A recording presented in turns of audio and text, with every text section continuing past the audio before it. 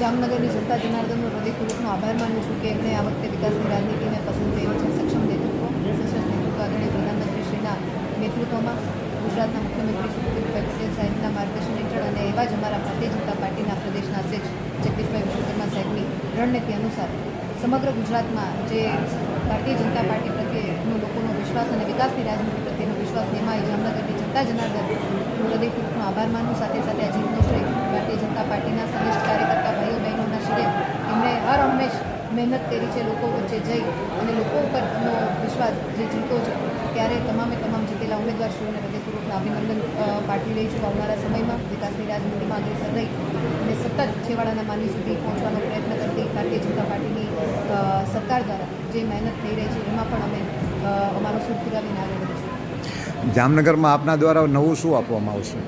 આવનારા સમયમાં ઘણા બધા પ્રોજેક્ટ્સ છે, ઘણા બધા વિકલ્પના પ્રકલ્પો છે જે ખૂબ સરસ રીતે જામનગરની સુખાકારી માટે અગ્રેસર રહી અને ફાળો આપવાના છે. ત્યારે ઘણા બધા વિકાસના કામો અને વિકાસના પ્રકલ્પોને સાથે રાખી અને ચાલીશું. આભાર.